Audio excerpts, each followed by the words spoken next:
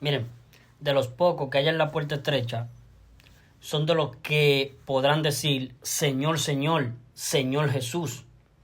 En Mateo 7, versículo 21 al 23, Cristo dijo, no todo aquel que me diga, Señor, Señor, que son los que han hallado a Cristo como el Salvador, han hallado, pero no han entrado, solamente han hallado. Estos serían los que están diciendo, Señor, Señor, entre ellos me encuentro yo. Yo también digo, Señor, Señor. Mateo 7, versículo 21 al 23. No todo aquel que me diga, Señor, Señor, entrará en el reino de los cielos, sino el que hace la voluntad de mi Padre que está en los cielos. Muchos que dicen, Señor, Señor, del mundo cristiano, muchos me dirán en aquel día, en el día del juicio final, que es el juicio de condenación, Señor, Señor, no profetizamos en tu nombre y en tu nombre echamos fuera demonios e hicimos muchos milagros, y yo les declararé, nunca os conocí, apartaos de mí al fuego eterno, apartaos de mí, hacedores de maldad. Nunca os conocí. O sea, nunca entré en ustedes. En el ámbito espiritual es muy importante la palabra conocer, entrar. En la parte biológica carnal, cuando el hombre entra en la mujer, consuma el matrimonio, son una sola carne, se fusionan. Ya no serán dos, sino una sola carne. Se hace una sola carne cuando uno tiene sexo, intimidad con la mujer, el hombre, se fusionan. Son una sola carne. El pene entra en la vagina de la mujer, entra, ahí se conoce. Dice en Génesis capítulo 4, y conoció Adán a Eva su mujer, y concibió a su hijo Caín, y conoció, penetrar, el pene, conocer, entrar el hombre en la mujer. Es un acto sexual íntimo de penetración del pene en la vagina. Los hombres depravados de Sodoma le dijeron a Lot, saca los dos varones, que eran dos ángeles, para que lo conozcamos, para que tengamos sexo anal, sodomítico, sexo de sodomía, conocer en materia sexual, en materia espiritual. Cuando Dios dice, nunca os conocí, significa que nunca entré en ustedes, nunca entré. Cuando Dios entró en Enoc, caminó Enoc con Dios.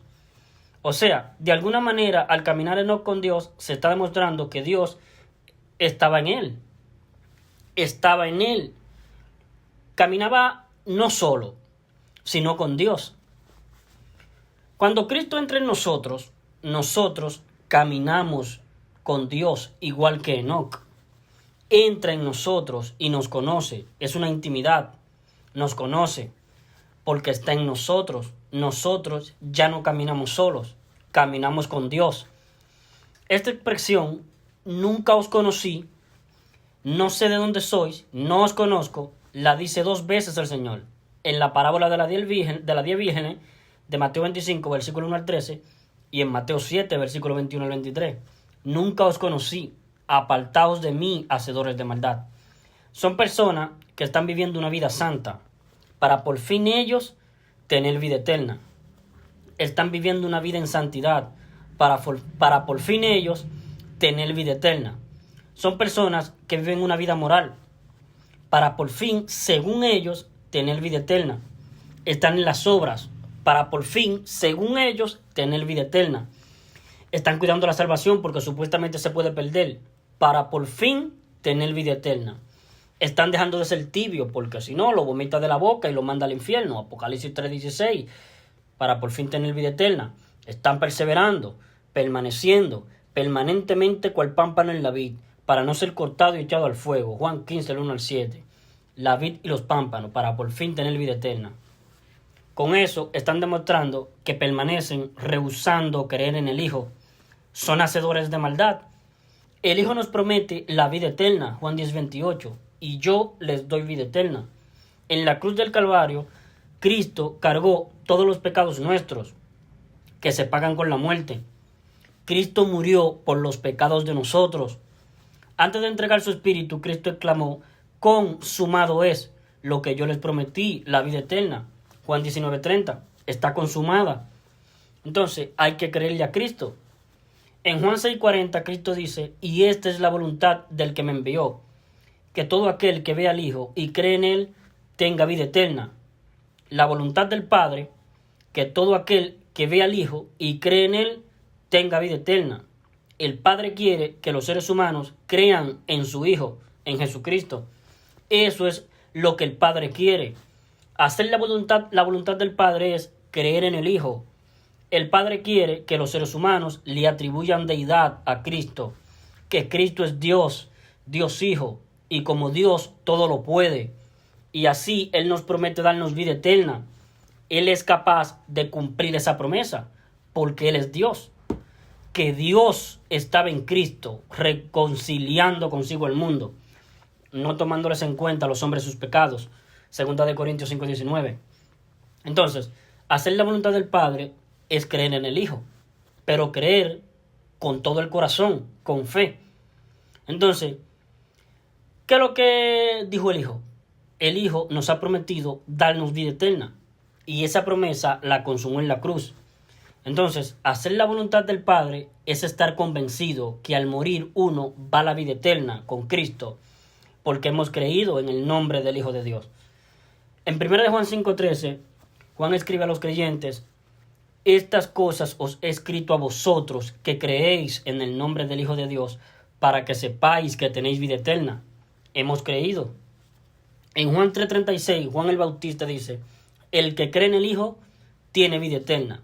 El que rehúsa creer al Hijo no verá la vida, sino que la ira de Dios permanece sobre él, está sobre él.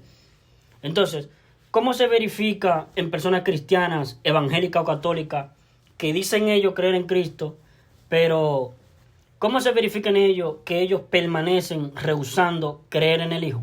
¿Cómo se verifica eso? Bueno, cuando estas personas dicen: para tener vida eterna tienes que creer en Cristo y dejar de pecar, vivir una vida en santidad para por fin tener vida eterna. Ahí se está demostrando que ellos permanecen rehusando creer en el Hijo. No han creído que ya Cristo nos dio la vida eterna, que quedó consumada en la cruz. Porque si lo hubiesen creído, ellos nos dirían: cree que Cristo murió por tus pecados. Estarían proclamando el Evangelio. Pero casi toda la gente evangélica, carismáticos, pentecostales, luteranos, calvinistas, hermanos libres, iglesia universal, iglesia La Viña, Renuevo, Corporación, iglesia Eclesía, Asamblea de Dios, todos, casi todos, lo que ellos proclaman es lo que tú tienes que hacer, lo que tienes que hacer tú. Confiesa, recibe, acepta, entrégale. Pero eso es lo que tenemos que hacer nosotros. La pregunta es: ¿qué fue lo que hizo Cristo para podernos salvar? Y que nosotros tenemos que creerlo con fe para ser justificados. Lo que hizo Cristo para podernos salvar es el Evangelio. El Evangelio dice lo que Cristo hizo en la cruz para podernos salvar. Cristo lo que hizo fue morir en la cruz por los pecados de nosotros. Eso es lo que hay que creer, eso es lo que hay que creer para ser salvo. Y en el mundo evangélico no es predicado lo que Cristo hizo para podernos salvar. Es predicado lo que nosotros tenemos que hacer. Entrégale tu vida a Cristo, confiesa con tu boca, cree en tu corazón, acepta, recibe, entrégale, confiesa: yo recibo, yo acepto. Sí, pero ¿qué fue lo que hizo Cristo? ¿Qué fue lo que hizo Cristo en la cruz para poderte dar vida eterna? Y que tú lo tienes que creer con fe para ser justificado, para ser salvo. La gente evangélica no lo sabe. La gente evangélica predica Juan 3:16, Romanos 5:8, Romanos 10, versículos 9 y 10, Juan capítulo 1, versículos 11 al 12, que son las cosas que hay que hacer: recibir, aceptar, hacer, entregar. Sí, pero ¿qué fue lo que hizo Cristo para podernos salvar? Y que nosotros tenemos que creerlo con fe para ser justificados. Lo que hizo Cristo fue: Cristo en la cruz morir por los pecados de nosotros. Cristo murió por los pecados de nosotros. Eso es lo que hay que creer, porque así Cristo nos dio la vida eterna. Entonces, el Señor dice: no todo aquel que me diga Señor, Señor, entrará en el reino de los cielos, sino el que hace la voluntad de mi Padre que está en los cielos. Y hacer la voluntad del Padre que está en los cielos es creer que Cristo nos dio la vida eterna. Cuando yo creo que Cristo en la cruz me dio la vida eterna, que si yo peco, mato, robo, fornico, igual me voy a la vida eterna, ya nunca más muerte eterna, ahí yo estoy haciendo la voluntad del Padre. Porque el Padre quiere que los seres humanos crean en su Hijo, en el gran sacrificio que hizo Cristo, que ha redundado en la inmortalidad, en la vida eterna. Cuando yo creo que tengo inmortalidad para mi alma, que yo cuando me muera al 100% voy al cielo, ahí yo estoy haciendo la voluntad del Padre. Pero ustedes cuando ven a los pentecostales, calvinistas, luteranos, anglicanos, y uno le pregunta a ellos, ¿tú tienes inmortalidad? ¿Estás 100% seguro, al 100%, que al morir estás en los cielos? Aunque tú peques, mates, robes, ¿no importa eso? Ah, no, sí importa. Yo voy al cielo creyendo en Cristo, pero viviendo una vida en santidad. Pero porque si yo creo en Cristo, que Él murió por mis pecados, pero yo no vivo una vida en santidad, no veré a Dios y me voy al infierno. O sea, Él está todavía dependiendo de Él, dependiendo de que Él deje de ser una persona pecadora, sino que vive una vida en santidad. Ahí sí que Él por fin irá al cielo. O sea, eso no le da seguridad, porque todo el tiempo que el ser humano dependa de él mismo, nunca va a estar seguro. ¿Yo habré vivido una vida suficiente en santidad? ¿Habré adquirido suficiente fervor? ¿Habré dejado de ser tibio? Porque a los tibios lo vomita y lo manda al infierno. Por cuanto eres tibio, Apocalipsis 3:16, por cuanto eres tibio y no eres ni frío ni caliente, te vomitaré de mi boca. ¿Habrá sido suficiente mi dejar de ser tibio? Estoy confiando en mí, en lo que yo tengo que hacer. Eso jamás te va a dar seguridad, porque no creíste que ya Cristo te salvó. Y al no creer, vas a estar dependiendo de algo más que tengas que hacer tú para por fin, según tú, ser salvo. Vas a estar en las obras, no vas a estar en la fe. Entonces, en Mateo 7, versículo 21 al 23, Cristo dice, no todo aquel que me diga, Señor, Señor, entrará en el reino de los cielos, sino el que hace la voluntad de mi Padre que está en los cielos. Muchos me dirán en aquel día, en el día del juicio final, donde la persona no tiene que ir. En ese juicio no hay salvación. En ese juicio es puras condenas al lago de fuego. Muchos me dirán en aquel día, Señor, Señor, no profetizamos en tu nombre y en tu nombre echamos fuera demonios e hicimos muchos milagros. Y yo les declararé, nunca os conocí. Apartaos de mí, hacedores de maldad, al fuego eterno. En Mateo 25, versículo 1 al 13, el Señor dice, entonces el reino de los cielos es semejante a 10 vírgenes, que tomando sus lámparas salieron a recibir al esposo. 5 de ellas eran prudentes y 5 insensatas.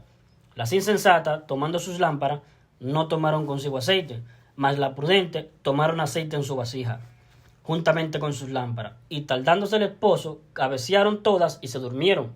Y a la medianoche se oyó un clamor, aquí viene el esposo, salid a recibirle. Y todas se dispusieron a ir al encuentro. Todas se dispusieron a ir al encuentro con el esposo, pero las que tenían el aceite en la lámpara, prendieron las lámparas y fueron guiadas por la luz que emana de la quema del aceite por las lámparas al encuentro con el esposo. Pero las insensatas, como no tenían aceite en sus lámparas, se le apagaban, porque no tenían aceite. Entonces le decían a las vírgenes prudentes, dadnos de vuestro aceite, porque nuestras lámparas se apagan. Las vírgenes prudentes le dijeron a las insensatas, para que no nos falte a nosotros y a vosotras, id más bien a los que venden, a medianoche. Qué tontería más grande, a medianoche. Porque a medianoche se oyó un clamor, aquí viene el esposo, salid a recibirle. Entonces las vírgenes prudentes que tenían aceite entraron a las bodas. Después, al llegar la virgen insensata, se había cerrado la puerta. Entonces llegaron las vírgenes insensatas y golpeaban la puerta, diciendo, Señor, Señor, ábrenos. Mas él respondiendo dijo, de cierto os digo que no os conozco, no sé de dónde sois. Esa expresión, nunca os conocí, de Mateo 7, versículo 21 al 23, se repite acá, en Mateo capítulo 25, versículo 1 al 13. No os conozco. O sea, nunca entré en ustedes. nunca caminé con ustedes, nunca yo puse mi Santo Espíritu en ustedes, y nunca ustedes caminaron conmigo. Y les dice, hacedores de maldad. En Mateo 7, versículo 21 al 23, ¿qué debieran estarle diciendo a esta gente que están a punto de ser tomadas y lanzadas al lago de fuego? ¿Qué debieran estarle diciendo al Señor? Debieran estarle diciendo, Señor, Señor, que no nos arrepentimos, Señor, como usted lo empezó a demandar cuando usted comenzó su ministerio de salvación en la tierra, diciendo, arrepentíos y creed en el Evangelio. ¿Que acaso, Señor, no nos arrepentimos? ¿No depositamos fe en el Evangelio, Señor, Señor? Pero en vez de estarle diciendo eso, ¿que acaso no nos arrepentimos? ¿No depositamos fe en el Evangelio? Le estarán diciendo, Señor, Señor, ¿no profetizamos en tu nombre? Y en tu nombre echamos fuera demonios e hicimos muchos milagros. ¿Quién le mandó a ustedes estar profetizando, echando fuera demonios, haciendo muchos milagros para ser salvos del infierno, del lago de fuego? Para ser salvo del lago de fuego, había que arrepentirse, cambiar de parecer respecto de cómo se encuentra el hombre ante Dios en el aspecto moral, espiritual y judicial. Y habría que creer que en la cruz Cristo nos había redimido, comprado, rescatado nuestras almas al precio completo en rescate del alma, pagando el precio completo que Cristo nos había salvado cuando Él en la cruz murió por los pecados de nosotros. Y ellos ni lo uno ni lo otro, ni se arrepintieron ni creyeron con fe en el Evangelio, sino que estaban diciéndole, no profetizamos en tu nombre y en tu nombre echamos fuera demonios e hicimos muchos milagros en actividad, trabajando. Pero al que obra no se le cuenta el salario como gracia, sino como deuda. Mas al que no obra, sino cree en aquel que justifica al impío, su fe le es contada por justicia. Romanos 4, versículo 4 al 5. Es creer con fe, no hacer ni dejar de hacer. Nunca, ni antes de ser salvo, ni durante, ni después de ser salvo. Nunca. Entonces, a estas personas, Dios no las conoce. Ellos dicen que conocen a Cristo, los evangélicos, los católicos, muchos cristianos. Pero Dios nunca ha entrado en ellos. No tienen al Espíritu Santo morando dentro. Y se cumple lo que dice Romanos 8:9. Si es que el Espíritu de Dios mora en vosotros, y si alguno no tiene el Espíritu de Cristo, el tal no es de él. Sellados, Cristo entra en ellos, los sella con su Santo Espíritu.